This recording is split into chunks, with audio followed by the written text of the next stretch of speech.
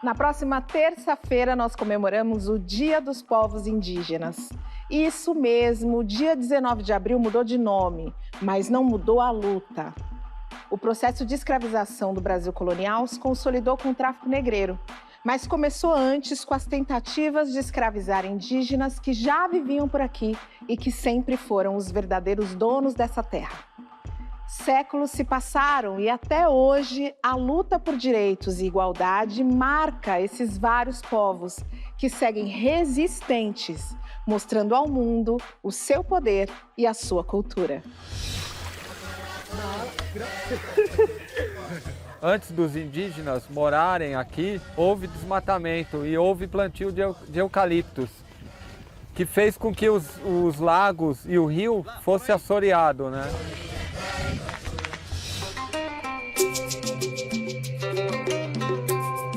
A importância de ter uma plataforma digital mostrando a arte indígena é ampliar o imaginário da população brasileira no geral, mostrar a diversidade indígena.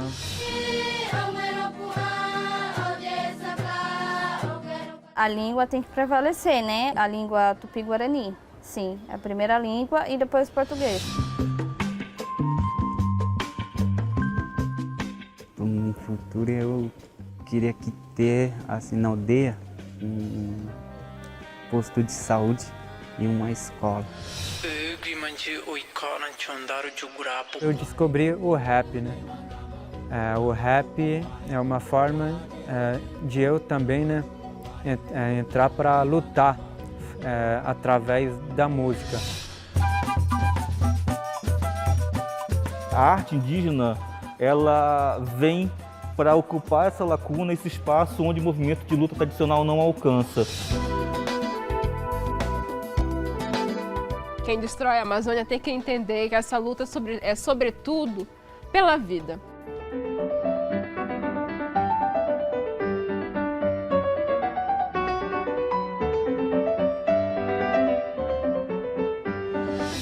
E para conversar com a gente, eu recebo aqui o psicólogo e professor Danilo Silva Guimarães e a artista visual Moara Tupinambá. Danilo está aqui com a gente, é da ancestralidade Machacali, isso mesmo, Danilo? Isso mesmo. De que região do Brasil? Do extremo sul da Bahia, fronteira com Minas Gerais. E a Moara, que já traz no nome Tupinambá, da região do Tapajós, né? Isso mesmo, lá no Pará. Danilo, aconteceu esses dias o acampamento Terra Livre, né? Que é um encontro que acontece desde 2004, reúne mais de 300 diferentes etnias, né, representantes indígenas do Brasil. E um dos principais assuntos que é tratado ali nesse movimento é a demarcação da terra indígena. Queria que você falasse um pouquinho para a gente sobre a importância desse encontro e do porquê a gente precisa defender essas demarcações. Bom, eu acho importante a gente entender que desde o extremo sul da América do Sul até o extremo norte da América do Norte, né, todo esse território é território indígena. Então, com a invasão dos europeus aqui, muitas dessas áreas foram ocupadas, né, e os indígenas ficaram com cada vez mais restritos espaços para a manutenção da vida, para os seus costumes, né, poderem ser perpetuados, enfim. Então, hoje em dia, a luta pela demarcação ela tem esse sentido de preservar alguns espaços para a vida das pessoas, mas especialmente para que o modo de vida indígena possa acontecer, né? E as pessoas possam ter segurança e liberdade para viverem de acordo com seus costumes. Moara, e o acampamento Terra Livre acontece desde 2004, né? Fala um pouco mais para a gente. Esse acampamento Terra Livre ele tem uma grande importância, né, para os povos originários desse Brasil. E ele é muito importante para articulações, para mobilizações, principalmente este ano que aconteceram tantos ataques, tantos projetos de leis, né, que são chamados de projetos de leis da morte, do genocídio, do ecocídio, né, que tem aí agora querendo invadir também territórios indígenas para o garimpo, e para tudo que a gente vê, agronegócio, essas monoculturas, mineração, querem liberar. E nas poucas terras preservadas, onde tem povos indígenas que preservam essas terras, se não me engano, são só 14% que temos de território realmente verde nesse Brasil. E aí, como que faz, né? Nós temos que nos articular. E isso não deve ser só dos povos originários. Essa luta tem que ser de todos, né? Da sociedade. Da sociedade. O mundo inteiro está olhando para a Amazônia, por exemplo, né? E a gente está aqui vendendo a Amazônia, né? Esse país está vendendo a Amazônia. Agora vamos conhecer, quero chamar vocês para a gente conhecer um grupo aqui de São Paulo. O assoreamento de uma nascente acabou mudando o percurso da água na região do Ribeirão Manguinho, que é um importante fluxo para a comunidade indígena Itacupé, que vive no Pico do Jaraguá. Sem a fonte de abastecimento, os moradores passaram mais de um ano tendo que cavar a terra com as próprias mãos para poder recuperar o rio e voltar a ter água e pesca no local.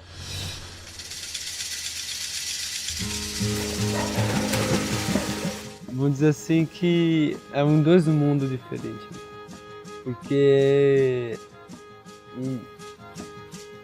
uma selva de pedras, uma selva de natureza, mas nós não somos uma cultura diferente. Nosso mundo ela se baseia no fato de espiritualidade. Então, o nosso mundo ela vem lá atrás, desde os antepassados, em gerações e gerações, aprendendo, ensinando. Mostrar para essas crianças, para esses jovens, de que o nosso mundo é difícil de conviver, mas vivendo conjunto pode ser diferente, né? Um povo se unir, um povo se entender.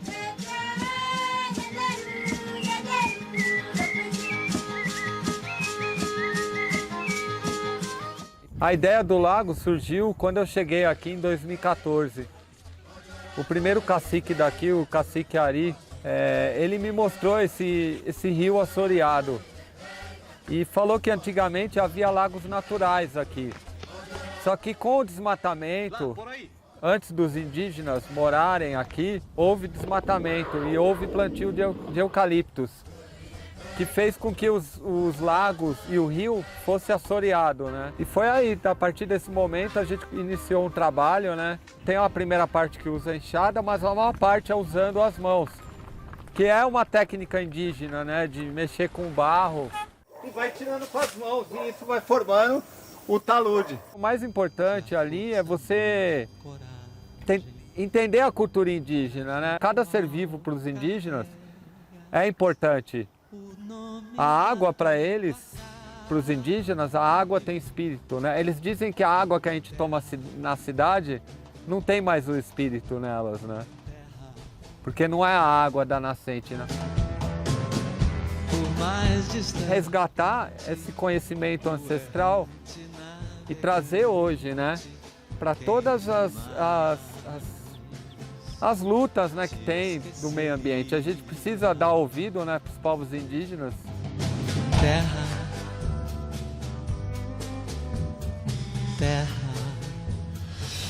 Nossa, é muito bonito a gente assistir uma reportagem como essa e saber que esse espaço está aqui do nosso lado, né, no meio dessa selva de pedra. E aí o UEA, ele fala ali no começo da reportagem, Moara, que as pessoas... nós somos de culturas diferentes. A cultura indígena e a cultura que a gente tem aqui hoje, fora do círculo dos povos, é uma cultura diferente. E, principalmente, o homem branco é que faz essa diferenciação. Você acredita que isso está muito calcado no preconceito? O homem branco, primeiro, que também coloca os povos de forma genérica, né? Transforma em índio, né? Como se todo mundo fosse índio, não indígenas, e também acaba fazendo aquilo que a gente chama de etnocídio, né? Acaba matando a origem étnica de vários povos, da diversidade desses 305 povos originários que existem aqui. Então é muito diverso, assim. E, infelizmente, o racismo existe, né? Tá aí. Em todos os lugares a gente precisa, de alguma maneira, descolonizar, tirar isso, essa cultura do racismo, para conseguir entender essa diversidade de povos que é incrível, né? Eu acho que uma das questões mais ricas que eu, por exemplo, aprendi com a cultura indígena é a questão da espiritualidade, né? As Culturas indígenas tratam o rio como um irmão, enxerga a espiritualidade no rio, numa árvore. Danilo, fala um pouco mais disso pra gente, por favor.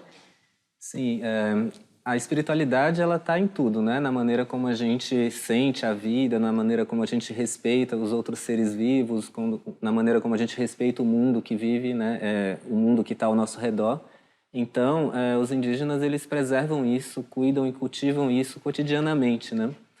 Infelizmente, a gente vê no contexto urbano que a nossa formação nesses espaços tende a nos desviar das percepções, né, da nossa espiritualidade, também do contato com a própria natureza, né?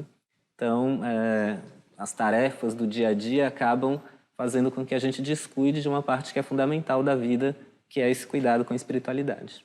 A plataforma TEPI, Teatro e os Povos Indígenas, é um território virtual de protagonismo artístico indígena em sua expressão e na sua representatividade.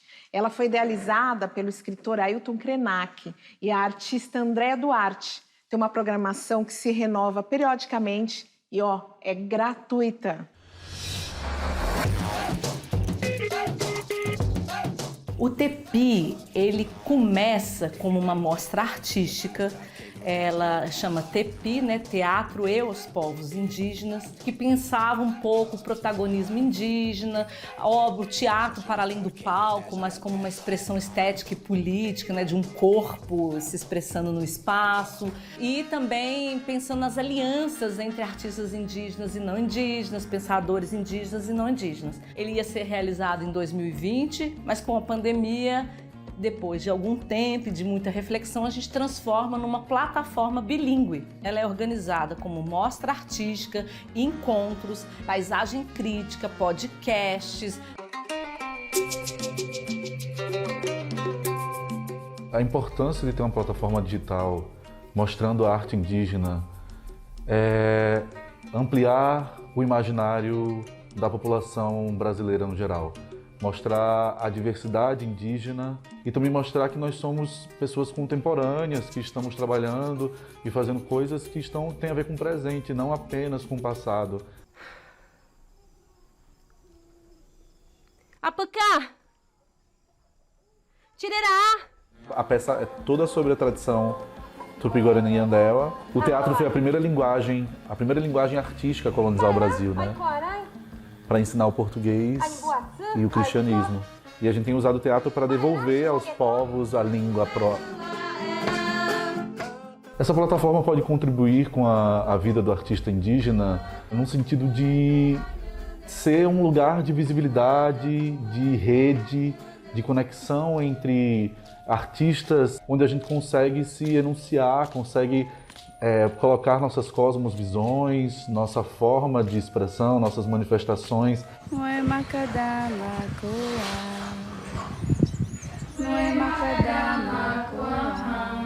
Eu acho que o Brasil, o processo colonial do Brasil, ele invisibilizou muito a presença dessas mais de 300 etnias, mais de 170 línguas. Em relação às políticas públicas, eu acho que é uma grande dívida, né? A gente vive num país hoje que as políticas cada vez mais estão contra a vida e que estão acabando com a nossa terra, com esse território que ele não é somente lucro, ele é afetivo. Desmatou pela sua burrice, explorou todos os cantos do país. Atrás de ouro, enriqueceu, depois correu. Eu acho que o movimento negro, o movimento indígena vão entender que tem mais em comum do que imagina, né? Que os quilombos e as aldeias estão lutando por demarcações de terras, né? Que são direito, enquanto os descendentes da monarquia são donos de imobiliária. E eu acho que o que separa é só o tempo de permanência nesse território aqui, porque fomos escravizados, fomos violentados da mesma maneira.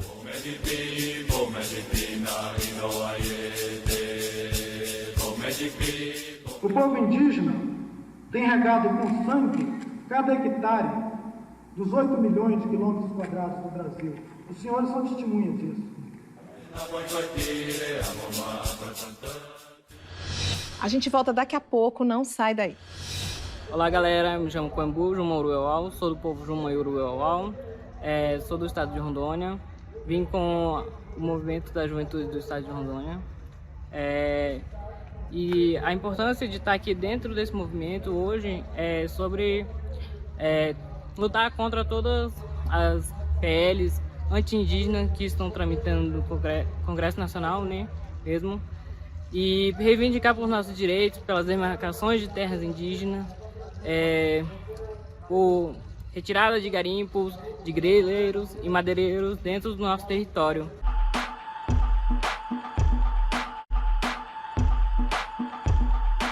Estação Livre de volta, celebrando a luta dos povos indígenas e recebendo aqui no estúdio o Danilo Silva Guimarães e a Moara Tupinambá.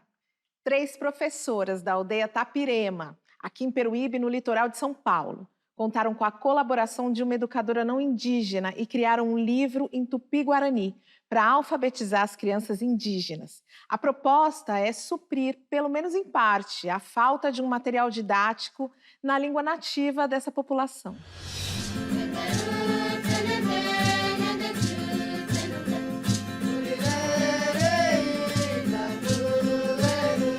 A criação desse livro surgiu a partir do momento que a gente está em sala de aula, a gente não tem muito material em Tupi-Guarani, né? A gente só tem o livro de gramática, volume 1 e volume 2. Nós ainda não tínhamos uma cartilha didática para os alunos, então a gente está fazendo essa cartilha por conta disso. Ele é todo em Tupi-Guarani. Então, a criança vai ter que fazer uma pesquisa também daquela palavra que ele vai ver ali e não sabe, ele vai ter que procurar o mais velho para perguntar como que é aquela palavra. A gente já vem resistindo já há mais de 1500 e conforme esses anos foi se passando, muita língua se perdeu, muita cultura também se perdeu. Então a gente não quer isso, né? A gente quer que fortaleça e que a gente passe para os nossos filhos, para os nossos netos e ele continua essa nossa luta, né? Da cultura e da sobrevivência.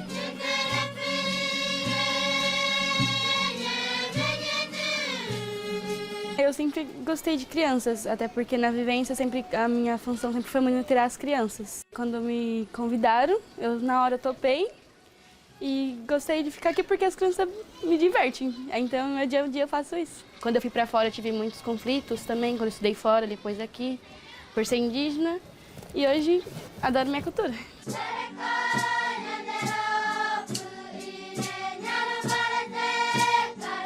Nós não somos valorizados porque, pelo preconceito de lá de 1500 atrás, colocar uma visão sobre o indígena.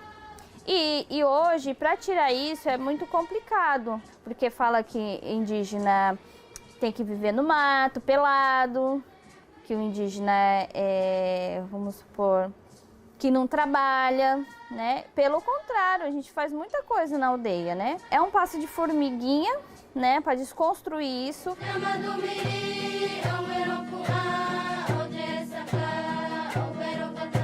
Ela é sua professora? É minha professora. Você gosta dela? Ela é legal, é gente boa? Como que Ela é legal, sim, é gente boa. E é minha tia. Samuel, tem alguma matéria que você gosta mais? Como que você gosta de estudar, não gosta? Fala pra mim um pouquinho, por favor. Eu gosto, tipo, deixa eu ver. Tá bom. Continhas de, deixa eu ver. Continhas de mais e de menos. Ah, eu quero ser DJ. Eu gosto de escutar funk, forró e eletrônica.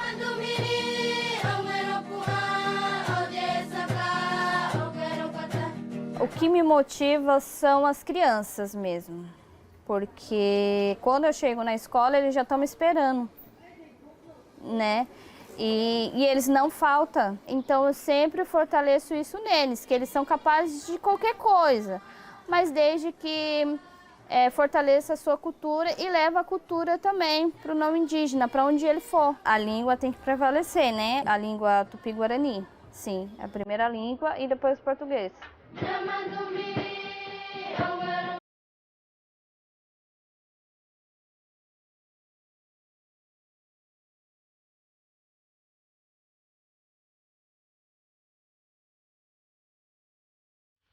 Nossa, essa reportagem fez com que eu me lembrasse de um amigo, Paulo Fernando Gasper. Ele me deu uma das maiores riquezas que eu poderia ter ganhado ali aos meus 18 anos, que foi um dicionário Tupi-Guarani.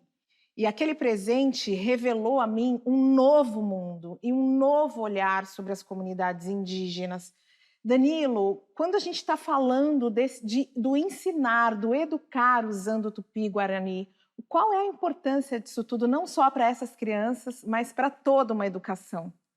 Olha, é importante a gente entender que a língua, né, ela oferece para a gente as formas da gente compreender a vida, da gente perceber também o que está ao nosso redor. Tem muitas palavras, por exemplo, em Tupi, em Guarani, que não tem tradução para o português, que elas expressam sentidos, né, que são muito próprios daquela cultura. Então é muito importante a gente ver projetos como esse, de fortalecimento da língua, e também de levar essa língua para todos os espaços, né? Que a gente possa ter, por exemplo, como os Guarani estão propondo, né, com o projeto do Cinturão Verde Guarani, que a língua indígena, a língua Guarani, seja a língua oficial no município de São Paulo, que ela possa ser ensinada nas escolas, e desse modo a gente vai enriquecendo o nosso vocabulário, as nossas formas de entender a vida, né, trazendo outras palavras e outras experiências para o nosso convívio. Isso é muito bom. Moara, e assim, foram muitas as mentiras que foram contadas sobre a colonização do Brasil, principalmente nos livros de história. A gente sabe, por exemplo, que uma das coisas que foi dita na reportagem, que é a questão do índio ser preguiçoso, isso estava presente no livro didático, né?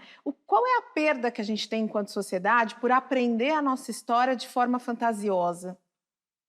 Sim, Cris, isso é muito complexo, né? Porque isso está na nossa educação, né? Temos uma lei 11.645 aí que é para ser efetivado, para que, de fato, tenha professores indígenas educando, contando as histórias, né, em todas as escolas. Já era, como o próprio Danilo falou, já era para a gente estar aprendendo uma língua, pelo menos em cada cidade de onde está a origem. Por exemplo, em Mairi, Belém, que antes Belém era Mairi, podia estar aprendendo tupi de lá, de Mairi, em todas as escolas. Então, assim, infelizmente a gente vê isso, e a perda que acontece é a perda da identidade. A perda do referenciamento, do autoconhecimento. Então, isso é um grande problema para a autoestima, inclusive, das pessoas, principalmente periféricas, da periferia, né, onde elas perdem a sua identidade, a sua origem, a sua ancestralidade e acabam achando que associar a índio é coisa feia, preguiçoso, porque já colocam isso como uma verdade, né? Tem uma questão também que muitas vezes, né, o livro didático ele coloca o indígena como uma pessoa do passado, né? Então aquelas imagens que os pintores, né, que as pessoas que retratavam os indígenas faziam, são colocadas no livro didático e se esquece de falar do indígena hoje. Que está vivo, né, que tem a sua cultura. E que do nosso lado, proteger a Amazônia. É a missão de todos nós e não só dos povos indígenas que vivem ali naquela região. Até porque a Amazônia é povoada por diferentes etnias. E é esse trabalho que move a Daniela Silva. Ela é uma ativista socioambiental que procura estimular o convívio social e o ambientalismo para a população atingida ali pela construção da usina Belo Monte.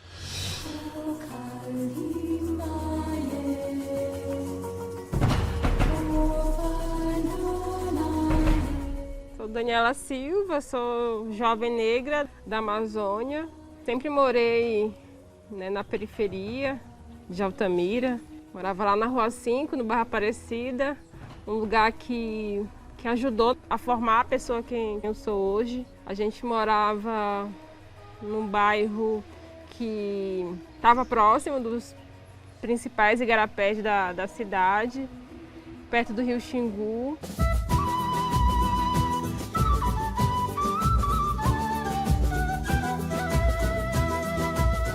Então eu sempre me senti parte daquilo, nunca me vi como a parte. Eu acho que esse sentimento de me sentir e de também respeitar essa particularidade da região me faz entender a importância da Amazônia.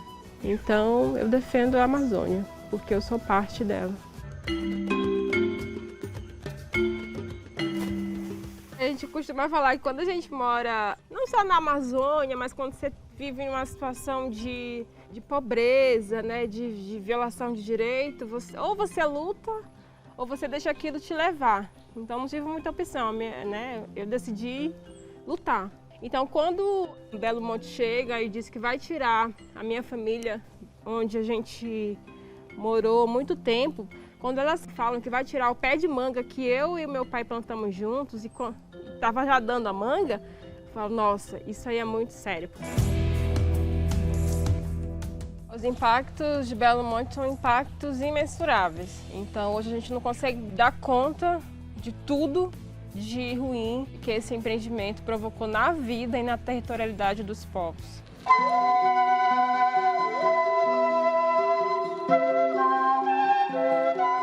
Acho que a gente precisa tirar da nossa cabeça essa ideia de que as pessoas que moram na Amazônia são pobres, né? Porque quando um político vem e promete instalar uma obra como Belo Monte, ele vem com a ideia, vamos tirar vocês da pobreza.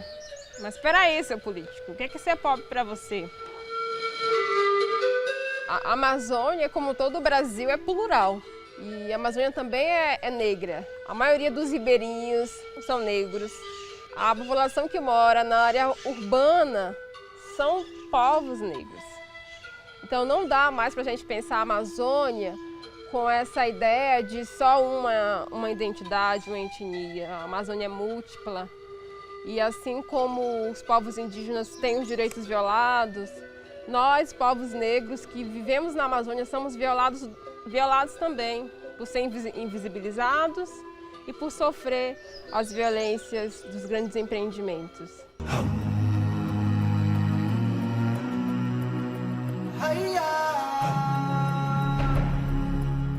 A Amazônia é mulher, com certeza. E por que a gente fala isso, né? A gente começa a perceber que as mulheres em si, elas são acolhedoras e são resistentes, né? Porque a gente não tem muita opção. Ou a gente resiste ou resiste. A gente diz que se hoje a Amazônia ela é violentada, é porque ela é mulher. Porque, infelizmente, quando se olha para a Amazônia, se olha como se fosse um corpo feminino. Que eles acham que o corpo está aberto a tudo de ruim. E eu acho que por ser mulher, a gente, mulher humana, a gente tem esse chamado para defender a nossa outra companheira.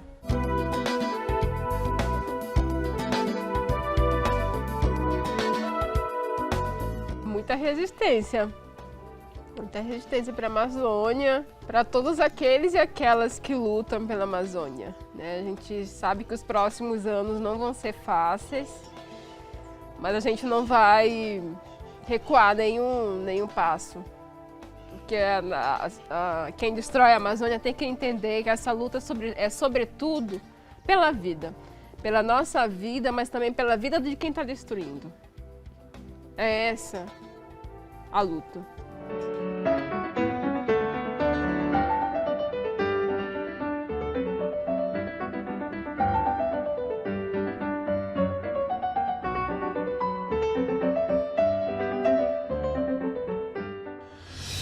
Nossa, eu não consigo esconder, porque eu fiquei muito emocionada com essa reportagem da Daniela. A fala que ela traz da Amazônia é muito bonita. E aí tem um ponto importante que é essa aproximação de povos indígenas e dos povos descendentes de africanos, dos povos negros que a gente tem aqui no Brasil. Moara, qual a importância da gente se unir exatamente nesse momento?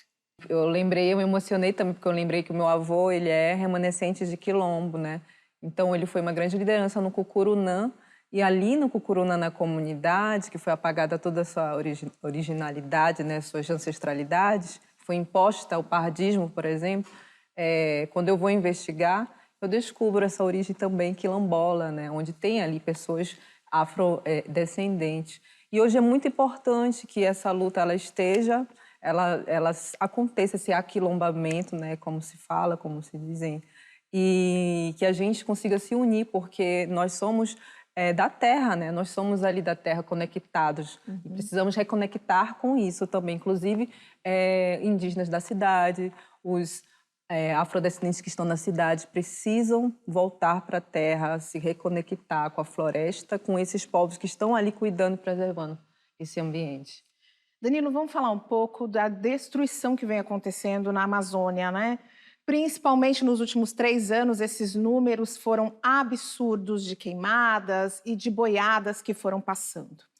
Muitas das pessoas que defendem essa destruição falam em desenvolvimento.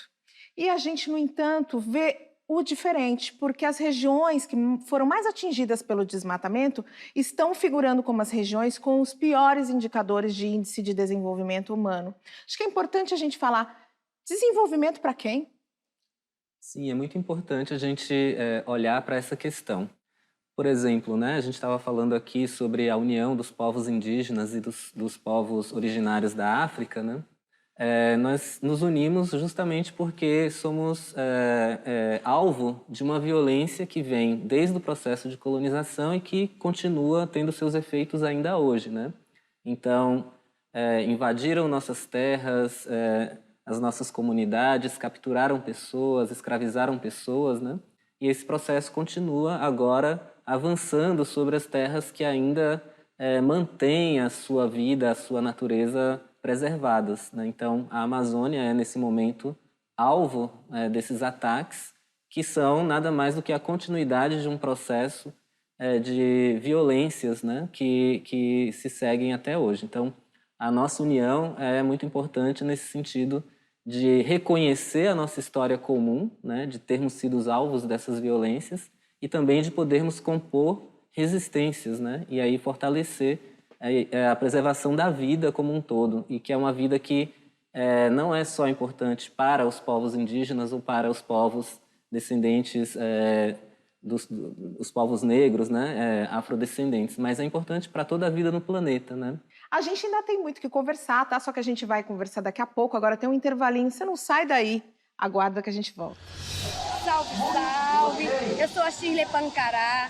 Estou aqui no 18º acampamento Terra Livre em Brasília, nessa luta e resistência com os povos indígenas de norte a sul do país. Estamos aqui contra o marco temporal, contra os projetos de leis que só nos ferem. E é assim que os povos indígenas se unem, se reúnem para avançar. É resistir para existir.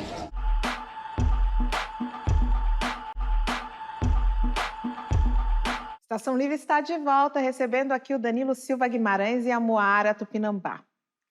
Danilo, uma discussão que estava presente ali no acampamento Terra Livre era o enfrentamento às legislações, à agenda anti-indígena. Queria que você falasse um pouco sobre isso. Sim, a agenda anti-indígena diz respeito a uma série de leis que se pretende passar no Congresso Nacional, que, de certa maneira, vão ao encontro, né, aliás, contrárias às conquistas indígenas na Constituição de 1988. Né? Então, são leis que pretendem, por exemplo, definir um marco temporal para a demarcação de terras, ou que vão apoiar a grilagem de terras indígenas, né, a invasão dessas terras, e também outras leis que vão dizer respeito à própria mineração dentro dos territórios, né? Então, há uma série de interesses que estão permeando ali as decisões dos deputados, senadores, e que são contrários à população indígena, né? E que muitas vezes se pretende aprovar sem a devida consulta aos povos, né? Então, estamos resistindo a isso, a TL é um momento de resistência em relação a essas pautas.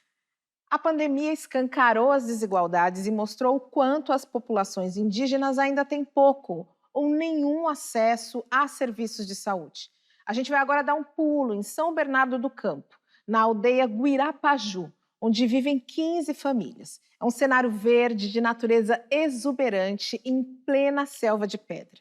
Por lá, hoje é dia de vacinação.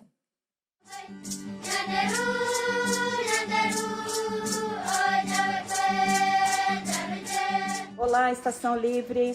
Eu sou a Valéria, aqui da UBS Santa Cruz.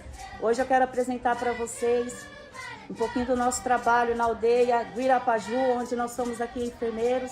Tem toda uma equipe engajada para atendimento da aldeia, das 3 aldeias aqui do UBS Santa Cruz. Vambora? Vem comigo! Aqui nós estamos rodeados pela represa Billy e do outro lado fica o Bororé. Pega uma balsa, da balsa até aqui dá uns 40 minutos. Nós estamos aqui especificamente só para fazer a vacina da influenza, né? Porque o público-alvo agora é a população indígena. Aqui a gente faz as demandas mesmo, tipo um acolhimento de queixas, né? Se é um teste de gravidez, a pessoa está com algum sintoma, tem a médica da equipe, né? Exames, coisas que são mais específicas, como um eletrocardiograma, um pré-natal, nós fazemos na UBS já com agenda marcada para eles.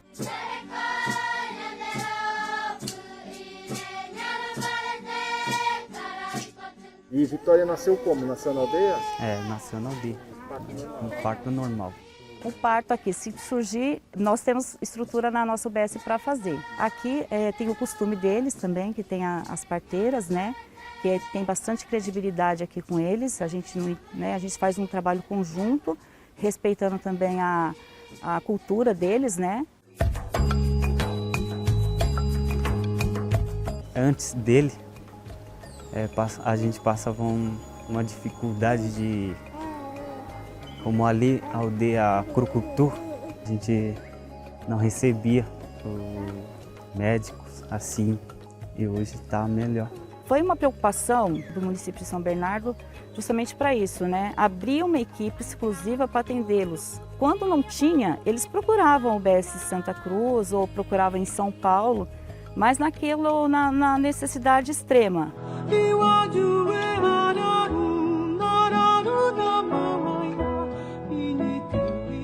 A pandemia começou em março de 2020, nós ficamos restritos, não entrava, né?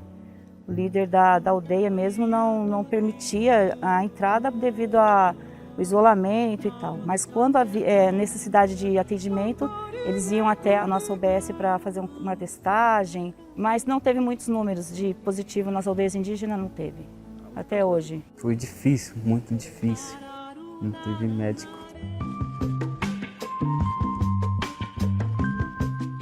Cinco anos para cá, né? Eu acredito que deu uma melhorada, porque pelo menos o acesso para eles melhorou muito.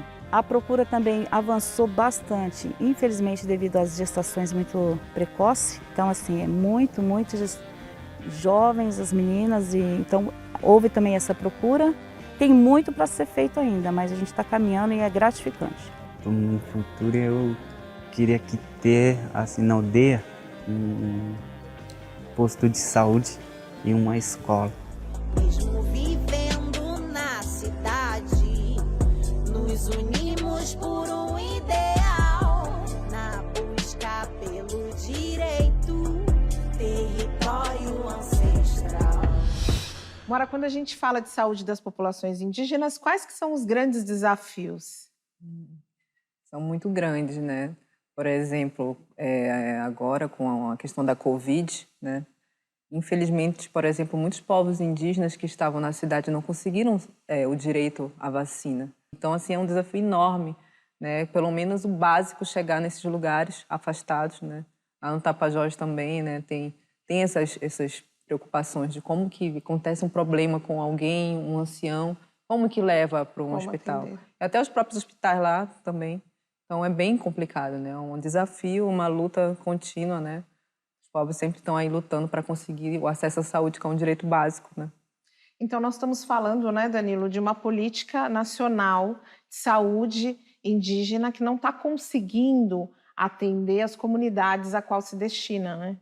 Sim, eu acho que um desafio também muito importante que a gente tem é na questão do que a gente chama de intermedicalidade, né? Porque os povos indígenas, eles têm as suas próprias maneiras de compreender o que é a saúde e de realizar uma vida, né? De viver com saúde. Isso implica você ter um território em que você possa dispor da floresta, você possa dispor de um rio limpo, que a gente possa dispor também de possibilidades de cultivo da vida com tranquilidade, né? Sem a invasão de grileiros, de poceiros ou de outras pessoas que tenham interesses e que acabam produzindo violações, né? Então, saúde é tanto esse acesso aos equipamentos públicos, né, que é importante que se tenha, porque muitas doenças vieram também com o processo de colonização, então é importante que a gente tenha acesso a esses serviços, mas é fundamental a gente pensar no modo de vida com saúde, que é um modo que respeita as tradições culturais, os ritos, né, tudo isso que compõe a vida e o bem viver. A linguagem do rap integrada ao estilo tradicional guarani, mesclando com acordes da etnia Runicuim, fazem o som de Owerá, no estilo que ele define como rap nativo. Owerá usa sua arte para falar sobre a história do seu povo e sobre demarcação de terras indígenas. Eu nasci aqui na aldeia Crucutu, aos 13 anos de idade. Eu fiz um ato na Copa do Mundo de 2014, né? Onde estava acontecendo a abertura entre o jogo do Brasil e da Croácia. Fizemos a abertura soltando a pomba da paz, né? Que era para representar a paz. Ao mesmo tempo, eu tirei do short uma faixa escrito Demarcação Já, onde fiz um protesto, né, sem ninguém saber, que hoje a gente precisa de terra, porque antigamente o Brasil todo era do indígena. Hoje a gente não estamos apenas querendo pegar um pouco para nós viver, né? E com isso eu descobri o rap, né? O rap é uma forma de eu também, né, entrar para lutar através da música.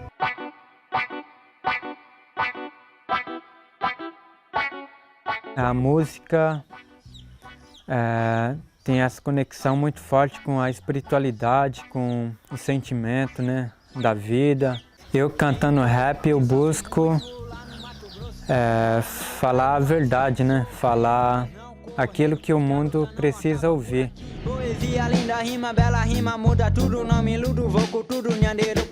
Mas hoje a gente sofre muito, né, por causa dos governantes, né?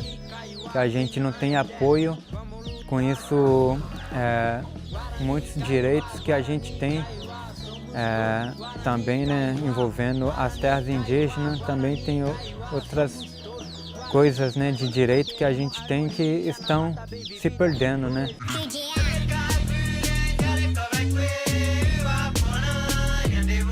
Em breve, não sei quando, né, vai sair uma música, né, com a Loki. Fiz uma música com ele e é isso aí, né? Também assista o meu clipe, né, que lancei recentemente, se chama Nhamandu.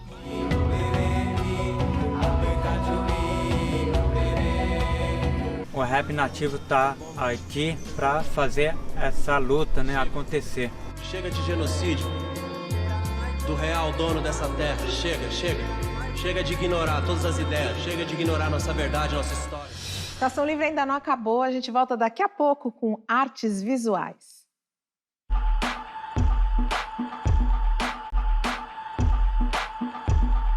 Estação Livre de volta, recebendo aqui no estúdio o Danilo Silva Guimarães e a Moara Tupinambá. E enquanto expunha o seu trabalho na 34ª Bienal de São Paulo, o artista visual Jaider Esbel partiu desse plano. O seu nome fica eternizado por suas obras, que mostram a força da arte indígena brasileira.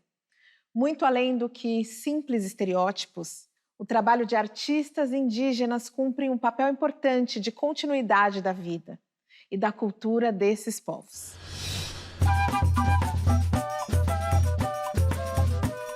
A arte indígena, ela não tem assim como as histórias indígenas, assim como a cosmologia indígena, ela não tem uma forma, não tem uma direção, não tem um começo e um fim. Ela é circular, ela é ondular, ela aparece e desaparece. Então, a arte indígena, ela é, assim como a cosmologia indígena, bem diversa. De fato, a arte indígena responde a uma parte do que é o movimento indígena. Eu, enquanto agente do movimento indígena, percebo que a luta indígena tradicionalmente feita, ela alcança até determinado lugar ou determinado grupo social. A arte indígena, ela vem para ocupar essa lacuna, esse espaço onde o movimento de luta tradicional não alcança.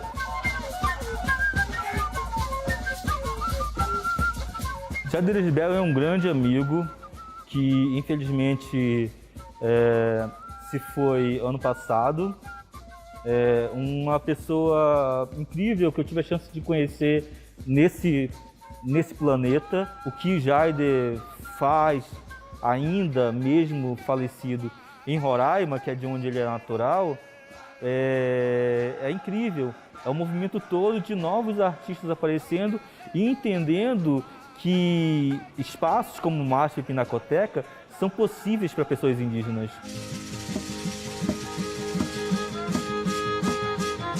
O trabalho do Jair, ele primeiro é um trabalho de artivismo, né? Então ele entendia o trabalho dele como uma frente de luta, né, para as causas indígenas e para as causas, né, de toda a humanidade.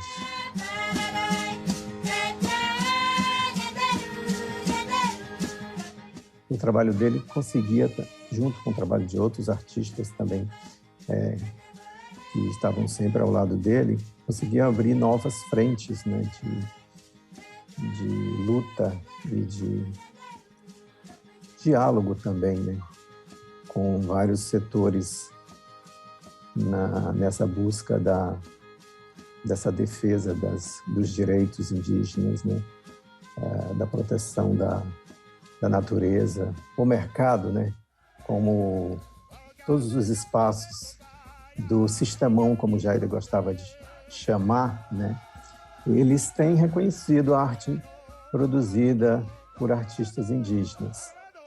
A gente entende que esse reconhecimento, ele, de certa forma, é tardio, né, e que, infelizmente, na maioria das vezes, ele reproduz velhos e violentos esquemas da colonialidade, né? Eu vou definir Jair Erisbel como ele se definia, né? Um multiartista, um artivista, né? Um articulador, um mediador de mundos, né? Um construtor de diálogos.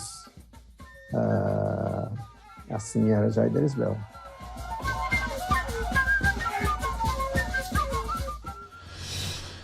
E é com arte que a gente vai encerrar o Estação Livre de hoje. Quero agradecer a presença do Danilo, a presença da Moara. Eu quero que vocês tenham a oportunidade de deixar uma mensagem final para o nosso público. Danilo? Olha, eu queria agradecer a oportunidade de participar, dialogar sobre esses temas muito importantes, né, para todos os povos indígenas. Queria dizer que também fiquei muito emocionado na Bienal de ver a arte da Sueli Machacali, que traz ali toda a ancestralidade do nosso povo.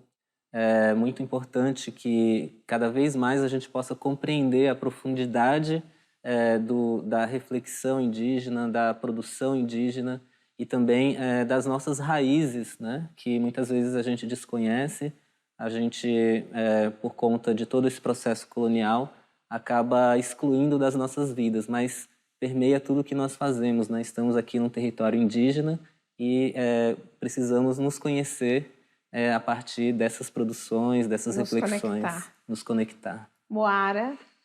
Agradecer a você, Cris, ao programa todo de ter me convidado, de estar aqui com o Danilo, conversando também. Agradecer aos meus ancestrais, né, por estar aqui também dando continuidade a essas vozes, né, milenares. E também falar a todo o público que consumam, né, valorizem a arte indígena contemporânea, a literatura indígena, comprem livro para suas escolas, né, comprem para suas casas, eduquem com a narrativa indígena que está aí, está presente com diversos autores, artistas, inúmeros, incríveis, né, que a gente pode ter aí para poder descolonizar, de fato, essa narrativa que foi construída e imposta no Brasil, né. Obrigada. E uma antiga canção, eternizada na voz da Baby do Brasil, diz que todo dia é dia de índio. E hoje ficou bem claro pra gente, todo dia é dia de luta. Acompanhe o Estação Livre nas nossas redes sociais, vai lá, não perde nenhum programa. Eu tô aqui toda sexta-feira esperando você.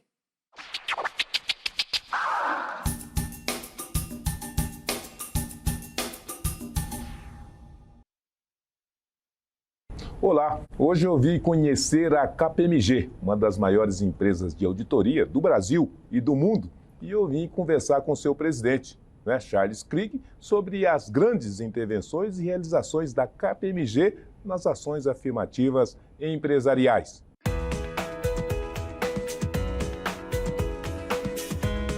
Charles, qual os números da KPMG no Brasil e no mundo para que o nosso telespectador possa entender do que estamos falando?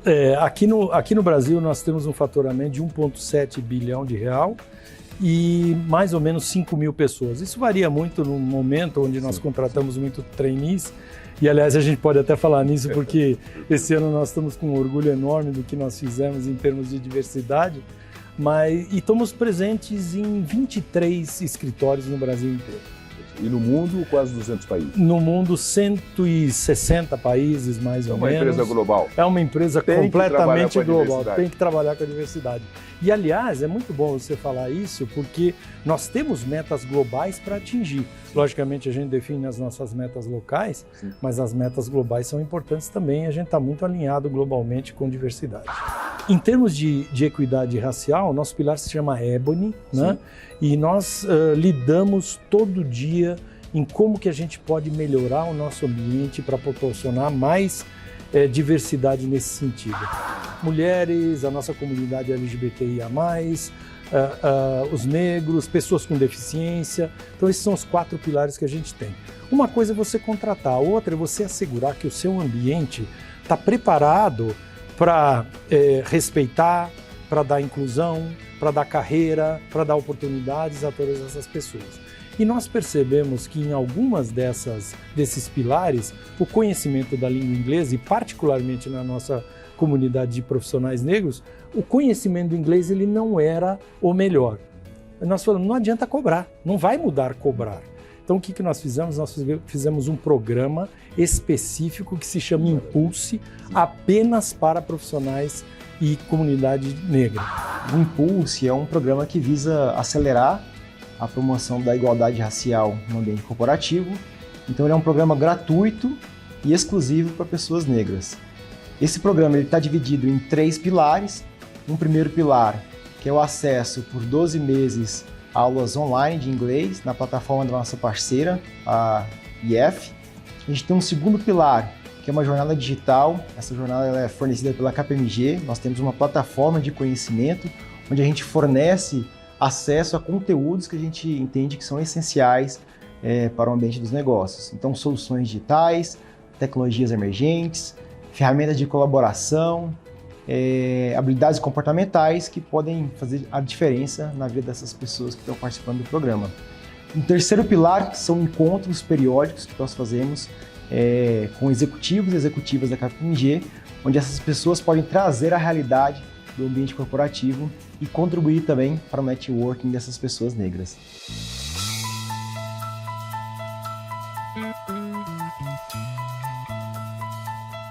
No momento que você espalha a mensagem, que você tem cada vez mais aliados, cada vez mais pessoas falando nisso, vai chegar um momento lá na frente, infelizmente ele não está perto, a gente precisa espalhar mais, mas vai chegar um momento que nós vamos aglutinar para ter uma força única para todas as ações de inclusão e diversidade.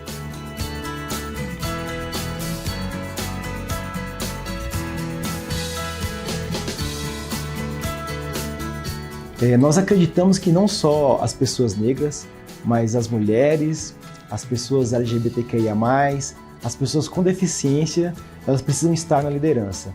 Primeiro, porque a gente acaba trazendo uma inspiração, uma representatividade para quem está começando, poder também acreditar que elas podem alcançar essa posição de destaque. E segundo, que é uma forma da gente acelerar o combate aos viés inconscientes, que muitas vezes acontece em processos de seleção e no acompanhamento de carreira das pessoas.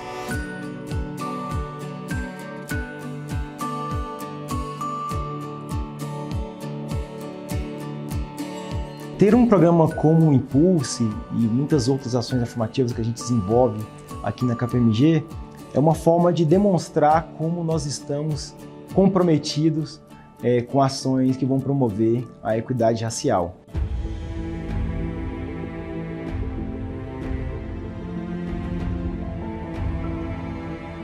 Ficamos por aqui, mas te convido para que estejamos juntos no próximo episódio. Abraço e até lá!